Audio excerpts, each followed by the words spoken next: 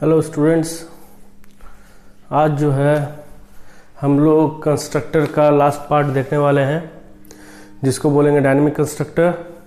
और उसके बाद हम लोग क्या बोलते हैं उसको, डिस्ट्रक्टर भी हम लोग आज देख लेंगे। तो आज का जो स्टडी है वो है आपका dynamic constructor and destructor. So let's start. तो सबसे पहले हम लोग हेडर फाइल इंक्लूड करेंगे। हम लोग आज डायनेमिक कंस्ट्रक्टर देखने वाले हैं, वही हम बनाने जा रहे हैं। Hash include IO stream dot H, hash include conio dot H. अब हम लोग एक क्लास ले लेते हैं, क्लास का नाम होगा क्लास मर्ज। हम लोग एक क्लास डिज़ाइन कर रहे हैं जिसका नाम है क्लास मर्ज। अब हम लोग क्या करेंगे, कैरेक्टर स्टार नेम बोल के कैरेक्टर एक पॉइंटर बना लिए। कैरेक्टर पॉइंटर एक बनाए जिसमें नाम स्टोर करेंगे। एक INT लेंथ बोल के एक वेरिएबल ले लिए।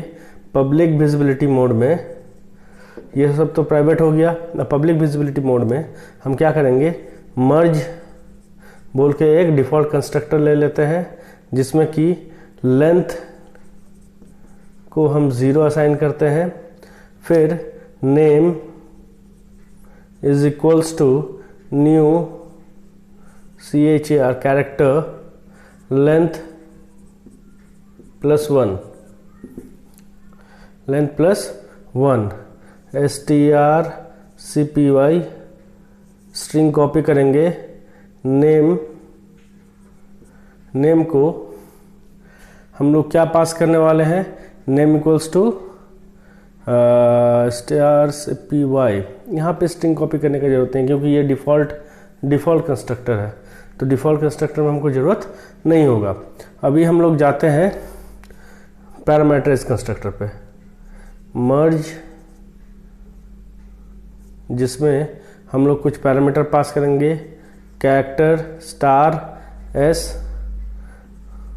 Length equals to strlen s string length and name is equals to new character length +1, length +1 हम लोग लेंगे। और strcpy स्ट्रिंग कॉपी करेंगे नेम में s का वैल्यू। ये हो गया डायनेमिक कंस्ट्रक्टर जिसमें कि हम लोग न्यू ऑपरेटर यूज़ किए हैं। डिफ़ॉल्ट कंस्ट्रक्टर भी डायनेमिक है और ये पैरामीटराइज कंस्ट्रक्टर भी डायनेमिक है because we are using new operator वही है। So now comes to one more method that is called void display method। इसमें हम लोग क्या करेंगे, cout हम लोग कुछ डिस्प्ले करेंगे जिसमें कि नेम को ही हमको डिस्प्ले करना है। Name is equals to name endl. Display complete हो गया। अब एक void जॉइन बोल के एक मेथड हम डिज़ाइन करने वाले हैं। जॉइन बोल के एक मेथड डिज़ाइन करने वाले हैं, void join JOIN, लेकिन इसको हम लोग ऊपर में ही बनाते हैं। यहाँ पे void join बोल के एक मेथड लेंगे। इस मेथड में हम लोग 2 ऑब्जेक्ट पास करेंगे और इसमें हम लोग लगाएंगे एलियाजिंग टेक्निक। एलियाजिंग टेक्निक का मतलब होता है एक पर्टिकुलर लोकेशन का 2 नाम, एक पर्टिकुलर लोकेशन का 2 नाम, तो उसको हम लोग बोलते हैं एलियाजिंग टेक्निक। तो वही एलियाजिंग टेक्निक हम लोग यूज़ करने वाले हैं। तो आइए देखते हैं। तो सबसे पहले join merge %a comma merge %b, 2 object का रेफरेंस को हम लोग जोड़ने वाले हैं। तो लेंथ हो जाएगा length equals to A dot length plus B dot length. ये ए ऑब्जेक्ट और बी ऑब्जेक्ट का हम लोग लेंथ निकाले और एक्चुअल लेंथ हम लोग बनाए। और सबसे पहले क्या करना होगा, हमको नेम जो है उसमें हमको उसके अंदर में उसके बफरिंग को क्लियर करना होगा, इसीलिए उसको डिलीट करना होगा। पहले डिलीट नेम, पहले नेम को हमको डिलीट करना होगा, प्रीवियस वैल्यू कुछ रह सकता है। अब हम लोग क्या करेंगे, नेम इक्वल्स टू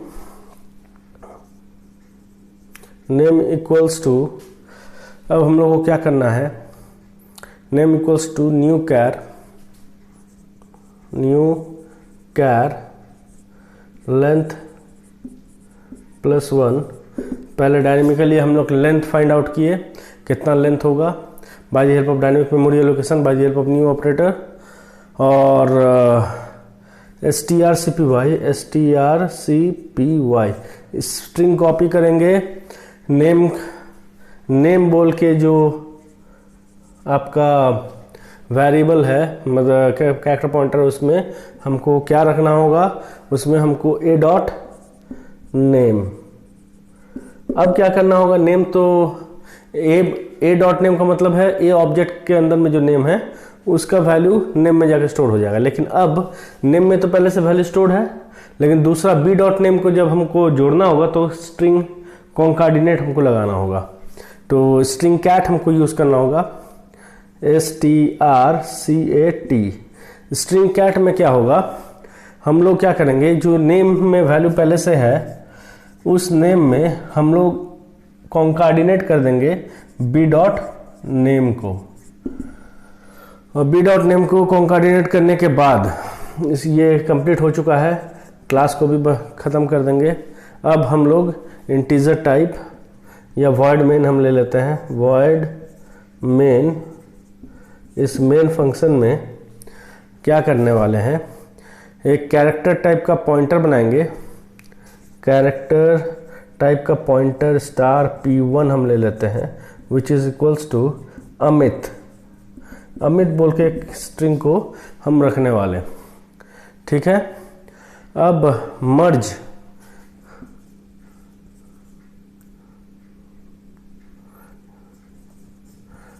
बोल के आपका एक मर्ज बोल के हम लोग एक ऑब्जेक्ट बनाएंगे मर्ज टाइप का। ऑब्जेक्ट का नाम होगा नेम1, जिसमें p1 को हम पास कर देंगे। p1 मतलब अमित, ऑब्जेक्ट नेम1 में p1 चला गया, और कॉमा नेम2 में क्या रखेंगे, नेम2 में हम लोग पास कर देते हैं कुमार, और फिर हम लोग को क्या करना होगा, नेम3 में हम लोग पास करेंगे सिंह, अमित कुमार सिंह। ये 3 ऑब्जेक्ट हम लोग बनाए और तीनों ऑब्जेक्ट में एक एक स्ट्रिंग हम पास किए हैं। अब हम लोग को क्या करना होगा, 2 और ऑब्जेक्ट हम ले लेते हैं, s1, s2। ये 2 और ऑब्जेक्ट हम ले लेंगे और चेक करेंगे कि इसमें क्या क्या वैल्यू स्टोर हुआ, कौन कौन सा ऑब्जेक्ट में क्या क्या वैल्यू स्टोर हुआ। तो सबसे पहले s1 डॉट जॉइन फंक्शन को कॉल करेंगे, जिसमें हम लोग क्या क्या ज्वाइन करेंगे, नेम1 नेम2। अब 2 ज्वाइन हो जाने के बाद फिर हम लोग क्या करेंगे, s2 डॉट ज्वाइन, जिसमें हम लोग को क्या करना होगा, s1 के साथ हम लोग नेम3 को ज्वाइन करवाएंगे। अब इसके बाद हम लोग चेक करेंगे डिस्प्ले मेथड को कॉल करके कि क्या क्या वैल्यू है। तो name1 dot display name2 dot display name3 dot display, उसके बाद s1 dot display, s2 dot display. इतना डिस्प्ले मेथड हम कॉल कर देंगे, गेट ch लगाएंगे, ब्रैकेट क्लोज करेंगे। ठीक है, तो आइए देखते हैं ये प्रोग्राम कैसे बन रहा है। हमेशा एग्जीक्यूशन हम लोग जानते हैं मेन से होगा और ख़त्म भी मेन में जाके होगा। सबसे पहले एक कैरेक्टर पॉइंटर लिए हैं जो कि पॉइंट कर रहा है starting address of this particular string. तो इसका मतलब ये होगा p जो पॉइंट कर रहा है a को, मतलब होल पहला लोकेशन को पॉइंट करेगा तो हम p++ करते हुए हम एंड तक पहुंच सकते हैं। तो इस पॉइंटर के पास अमित बोल के स्ट्रिंग है। अब name1 बोल के एक ऑब्जेक्ट बना, name1 बोल के एक ऑब्जेक्ट बना जिसमें हम p1 को पास किए हैं। यहाँ पे देखिए डिफॉल्ट कंस्ट्रक्टर कॉल नहीं हुआ है, पैरामीटराइज कॉल हुआ है क्योंकि हम पैरामीटर पास कर रहे हैं p1। अब p1 किस टाइप का है? कैरेक्टर टाइप का है। तो 100% ये कैरेक्टर पॉइंटर इसको एक्सेप्ट किया अमित को। ये अमित आ गया यहाँ पे, p1 को एक्सेप्ट किया। p1 is nothing but A pointer, pointer को एक्सेप्ट करने वाला पॉइंटर ही है। तो सबसे पहले उसका लेंथ निकाले, स्ट्रिंग लेंथ स्टोर हो गया इसमें। उसके बाद name equals to new character length +1, मतलब क्या हो रहा है, नेम का साइज कितना होगा डायनेमिक मेमोरी के एलोकेशन के हिसाब से। उसी समय रन के समय में एक मेमोरी एलोकेशन हुआ dynamic by the help of new operator, जो कि लेंथ +1 होगा। जो लेंथ ये निकाला स्ट्रिंग लेंथ के थ्रू लेंथ में जाके स्टोर हुआ। +1 का मतलब है बैकस्लैश 0 भी लग जाता है स्ट्रिंग में, उसीलिए जब भी स्ट्रिंग टर्मिनेट होता है तो एक \0 ऐड होता है, उसीलिए +1 यहाँ पे जोड़ा गया। अब स्ट्रिंग कॉपी कर रहे हैं, नेम में s का वैल्यू, ठीक है। तो s का वैल्यू क्या है? अमित है। अमित जो है वो नेम फील्ड में आ गया, और ये अमित जो है नेम फील्ड में आया तो इसका मतलब ये होता है ये कंस्ट्रक्टर name1 में अमित को रखा है। मतलब name1 बोल के जो ऑब्जेक्ट है उसका नेम में नेम फील्ड में अमित है, ठीक है। वैसे name2 कुमार, name2 फिर से कुमार स्ट्रिंग पास किए हैं, यही एक्सेप्ट होगा। लेंथ निकालेगा, डायनेमिक मेमोरी एलोकेशन होगा, +1 जुड़ जाएगा \n के लिए, और स्ट्रिंग कॉपी हो जाएगा नेम फील्ड में कुमार। तो ये नेम जो है ये किसका है? आपका name2 का है। name2 में आपका नेम फील्ड जो है उसमें कुमार लग जाएगा, ठीक है। और सबका लेंथ है, इसका मतलब यहाँ पे भी लेंथ है, इसका अमित का भी लेंथ निकला, इसका भी लेंथ निकला, सबका लेंथ निकाल रहा है। उसके बाद नेम3 जो है उसमें क्या आ जाएगा? नेम फील्ड में आपका सिंग आ जाएगा।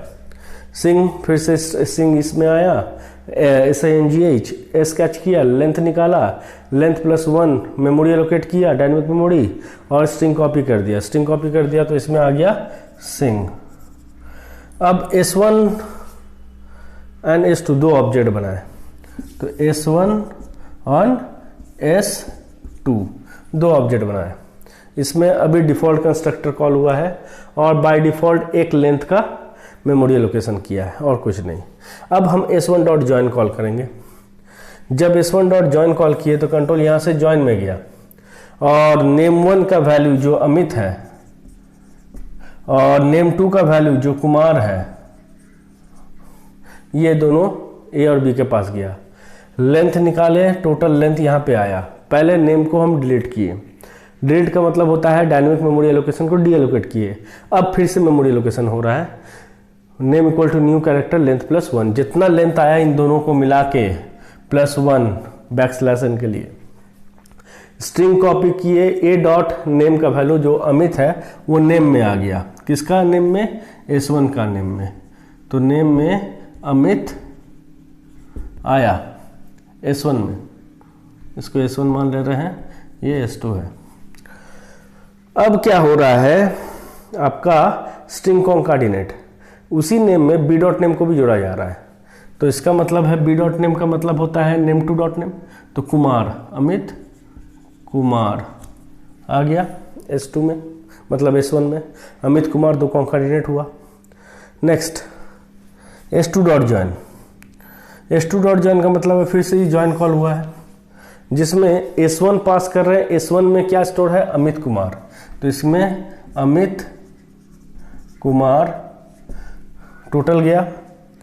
और नेम 3 क्या है, नेम 3 है सिंह, ये नेम 3 हम लोग पास कर रहे हैं, तो नेम 3 यहाँ पे आ गया सिंह।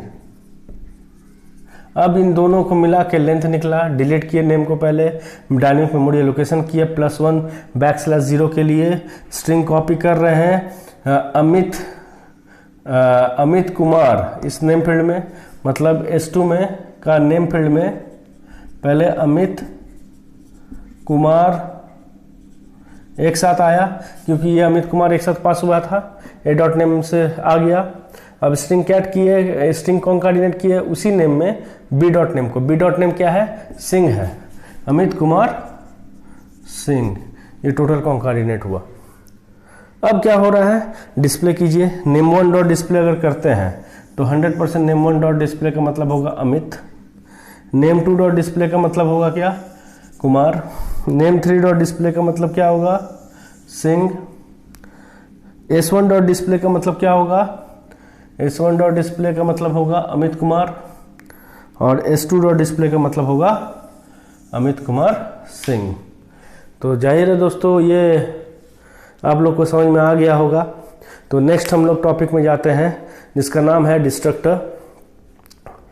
डिस्ट्रक्टर क्या होता है, डिस्ट्रक्टर जो है it is a special type of member method or member function which automatically get called whenever an object goes out of scope. Its purpose is to free the object memory. It means that deallocates the memory. Means that whenever we are allocating an object by the help of constructor, the function of your destructor is to destroy an object and clear the memory of that particular object. ठीक है, तो इसका मतलब ये होता है कि destructor का मतलब होता है ये डिस्ट्रॉय करेगा। बेसिकली अभी तक जितना भी प्रोग्राम आप लोग देखे हैं इसमें हम लोग डिस्ट्रक्टर नहीं बनाए थे, क्योंकि सिस्टम का अपना खुद का भी डिस्ट्रक्टर है। जब तक हम ऑब्जेक्ट क्रिएट करते हैं, ऑब्जेक्ट अपना स्कोप के बाहर जब ही जाता है तभी डिस्ट्रक्टर जिसको डिस्ट्रॉय 100% करता है और मेमोरी को क्लियर करता है। वो आप लोग नहीं सोचे होंगे, अब इस प्रोग्राम में आपको समझ में आ जाएगा कि डिस्ट्रक्टर करता क्या है। ठीक है, तो डिस्ट्रक्टर का काम है ऑब्जेक्ट का मेमोरी को फ्री करना, that is the purpose of destructor. ठीक है, और इसको हम लोग जैसे कंस्ट्रक्टर बनाते हैं, it's name is same as class name. Constructor का नाम क्या होता है, सेम होता है क्लास नेम के थ्रू। डिस्ट्रक्टर का भी नाम जो है सेम होता है क्लास नेम के थ्रू, लेकिन उसके सामने में एक टिल्ड सिंबल लग जाता है, इसको बोलते हैं ये टिल्ड सिंबल, इसको बोलते हैं डिस्ट्रक्टर। तो इसमें कोई हम पैरामीटर पास नहीं कर सकते हैं। जैसे कंस्ट्रक्टर में हम लोग पैरामीटर पास कर सकते थे, हम लोग 1 argument, 2 argument, multi argument, parameterised constructor बोल सकते हैं, कॉपी कंस्ट्रक्टर बोल सकते हैं, डायनामिक कंस्ट्रक्टर बना सके। लेकिन यहाँ पे डिस्ट्रक्टर सिर्फ एक ही है जिसमें हम कोई पैरामीटर नहीं पास कर सकते हैं, और ये ऑटोमेटिकली कॉल होता है जब भी ऑब्जेक्ट अपना स्कोप के बाहर जाता है, और इसका पर्पस होता है ऑब्जेक्ट का मेमोरी को क्लियर करना, फ्री करना, डिस्ट्रॉय करना ऑब्जेक्ट को। क्योंकि आप जानते हैं रियलिटी में भी आप लोग देखिए कि जो इंसान जिंदा होता है वो मरता भी है। तो इसका मतलब ये होता है, हमेशा जान के रखिए, ये सब चीज़ प्रैक्टिकल एग्जाम्पल को देखते हुए ये सब बना है। प्रोग्रामिंग कंसेप्ट भी उसी तरह से बना है, और हमेशा ये जान के रखिए जो चीज़ रियल लाइफ में हो रहा है वही चीज़ प्रोग्रामिंग में भी होने वाला है। वो इसीलिए हम आपको ये भी बता रहे हैं, जो आदमी जिंदा होता है वो मरता भी है, वैसे ही जो ऑब्जेक्ट बन रहा है वो ऑब्जेक्ट किल भी होगा। तो by the help of destructor ये किल होगा। ये डिस्ट्रक्टर हम खुद से भी बना सकते हैं, या फिर ऑपरेटिंग सिस्टम अपना खुद का डिस्ट्रक्टर कॉल करके डिस्ट्रॉय करता है। आइए देखते हैं programme.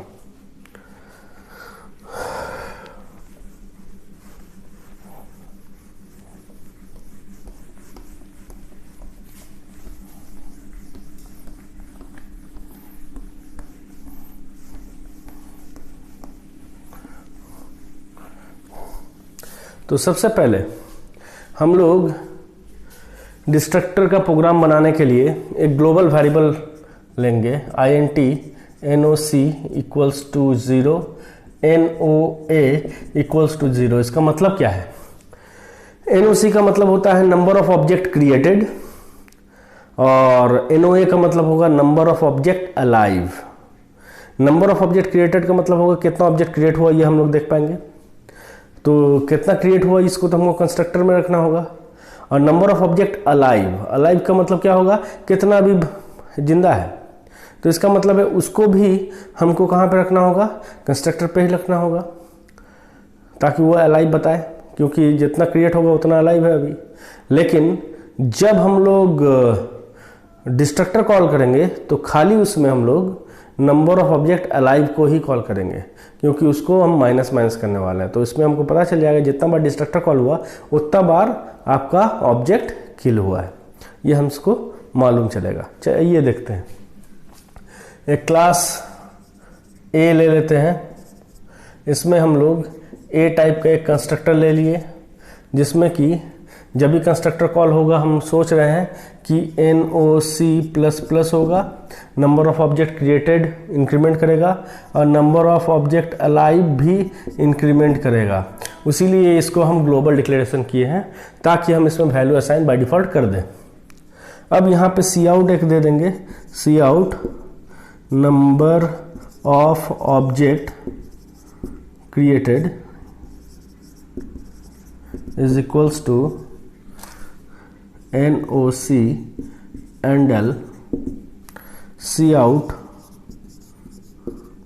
number of object alive which is equals to noa handle। इस प्रोग्राम में आप देख पाइएगा कि ऑब्जेक्ट किल भी हो रहा है, आप गिन भी पाइएगा कितना ऑब्जेक्ट किल हुआ है। अब क्या करेंगे, एक डिस्ट्रक्टर भी बना लेते हैं। डिस्ट्रक्टर हमेशा एक टिल्ड सिंबल से डिनोट होता है। ये बन गया आपका डिस्ट्रक्टर।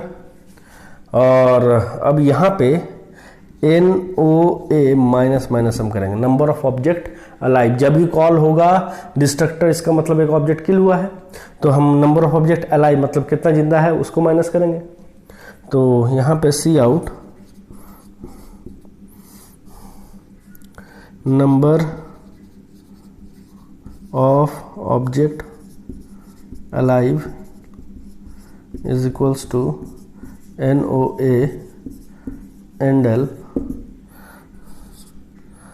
बस काम खत्म।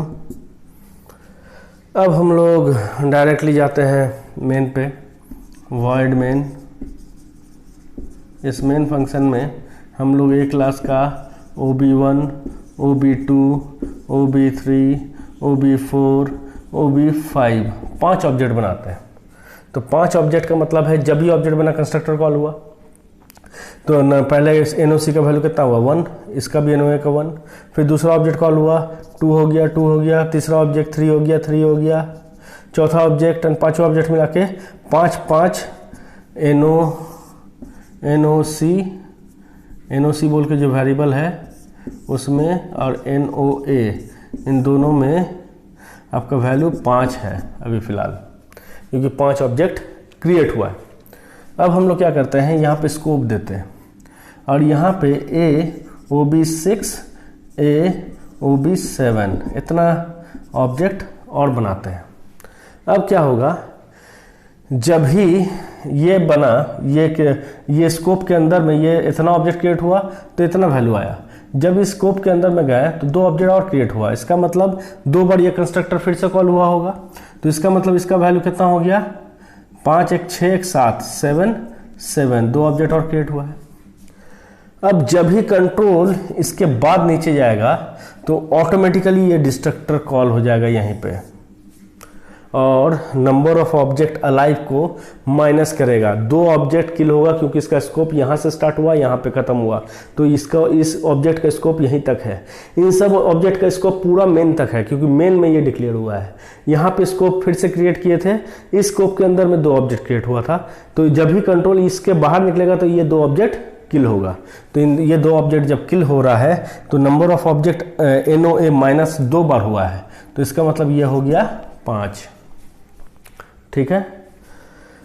तो इससे आपको ये पता चलता है, अब गेट ch हम लगा देंगे और ब्रैकेट क्लोज करेंगे। इससे आपको ये पता चलेगा कि टोटल ऑब्जेक्ट हम लोग बनाए थे 7, अलाइव है 5, लेकिन ये कंट्रोल कंप्लीट होने के बाद ये भी इतना ऑब्जेक्ट भी डिस्ट्रॉय होने वाला है by the help of destructor, लेकिन उसका आउटपुट तो हम लोग देख नहीं पाएंगे क्योंकि मेन कंप्लीट हुआ तो हम लोग का आउटपुट भी चला ही गया। तो इसीलिए जब तक मेन जिंदा है तब तक उसके अंदर का स्कोप में जो ऑब्जेक्ट बना है उसका तो किलिंग हम देख सकते हैं ना। तो इसीलिए इस प्रोग्राम से हमको इतना पता चल रहा है कि नंबर ऑफ ऑब्जेक्ट क्रिएटेड और नंबर ऑफ ऑब्जेक्ट अलाइव कितना हुआ by the help of destructor. तो दोस्तों, अगर आपको मेरा वीडियो पसंद आया तो ज़रूर लाइक और सब्सक्राइब कीजिए। Thank you.